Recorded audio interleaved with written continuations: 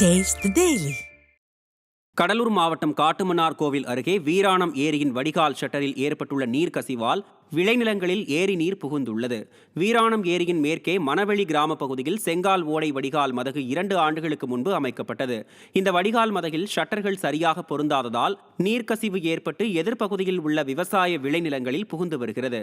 சாகுபடி பயிர்களை ஏரி தண்ணீர் சூழ்ந்துள்ளதால் வேதனையடைந்துள்ள விவசாயிகள் நீர்க்கசிவு ஏற்படாத அளவுக்கு விடியா ஸ்டாலின் மாடல் அரசு உரிய நடவடிக்கை எடுக்க வேண்டும் என கோரிக்கை விடுத்துள்ளனர். விருதுநகர் அருகே பட்டாசு ஆலையில் ஏற்பட்ட வெடிவிபத்தில் தொழிலாளி பரிதாபமாக உயிரிழந்தார். அரசு குடும்பம்பட்டியில் கனகபிரபு என்பவருக்கு சொந்தமான பட்டாசு ஆலை செயல்பட்டு வருகிறது. இங்கு தொழிலாளர்கள் பட்டாசு தயாரிக்கும் பணியில் ஈடுபட்டிருந்த போது புஷ்வானம் தயாரிக்கும் அறையில் திடீரென விபத்து ஏற்பட்டது. இதுகுறித்து தகவலறிந்து வந்த தீயணைப்புத் துறையினர் தீயை கட்டுப்படுத்தினர். இதில் குள்ளூர் சந்தையைச் சேர்ந்த சங்கிலி என்ற தொழிலாளி பலத்த காயமடைந்து மருத்துவமனையில் சிகிச்சை பெற்று வந்த நிலையில் பரிதாபமாக உயிரிழந்தார். ஆலை போர்மன் சாந்தகுமாரை பிடித்து காவல்துறையினர் விசாரணை நடத்தினர்.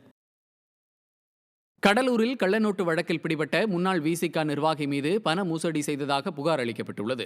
ஆதர்நத்தம் கிராமத்தைச் சேர்ந்த செல்வம் என்ற முன்னாள் விசிக நிர்வாகி கள்ளநோட்டு வழக்கில் பிடிபட்டுள்ளார்.